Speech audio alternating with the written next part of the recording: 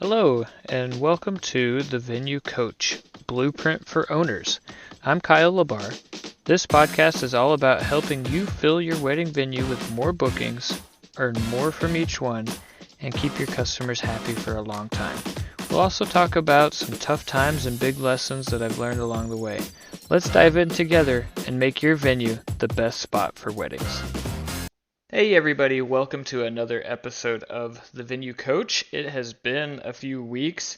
With the holidays, family time has really taken a front seat in my life, and so that's the birthday parties, the Christmas parties, all that have died down, so it's past time to get back to it. So the big thing that's been on my mind lately has been the urgency that wedding managers and venue owners ought to have, or that we've seen be an important process in getting more tours. So we were doing a year-end review of both of our venues, and we noticed that venue one, which is managed by one of our owners, and venue two, which is a paid staff, so a manager, the Venue one, the Black Oak, got 100 fewer leads than the Villa, but the Villa had 65 fewer tours. And so we were looking into that to figure out what we could do differently, how we could improve, and how we could get more tours out of those leads that come through. And this is overall leads, so it's not, I didn't break it down on who responded and response rates and things like that, because most of the messaging, the automated emails and texts that go out, they're all very similar between the two venues. And so we really were just looking at overall leads versus overall tours.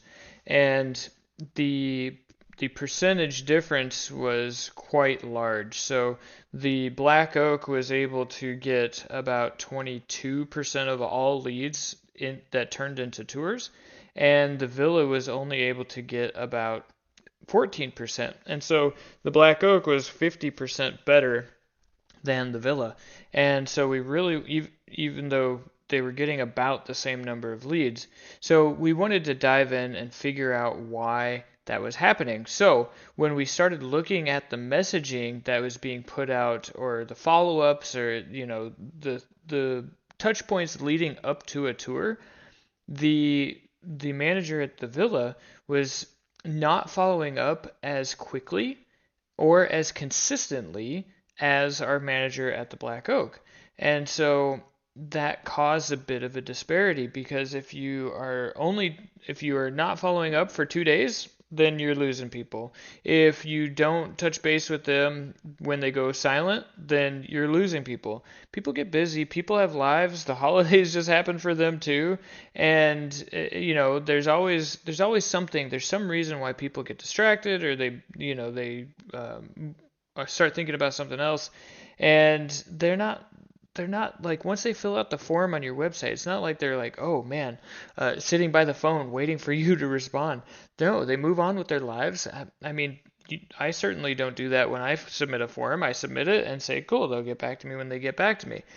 But if you just let them be, meaning you just let them sit there, first of all, then you're going to lose people, because they're going to go with the people that respond the fastest. And then if people get busy and they just need a reminder, and if you're not reminding them, then they forget about you.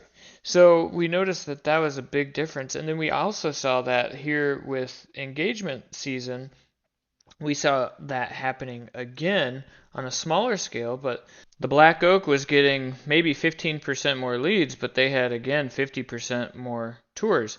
And so we still noticed that disparity of follow-up, consistent, just reaching out and making sure. So we've actually gone through and started training our manager to be a bit more proactive. That'd be a good word.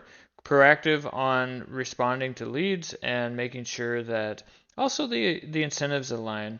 And so that's the big takeaway that we had from the end of the year and here in the middle of booking season.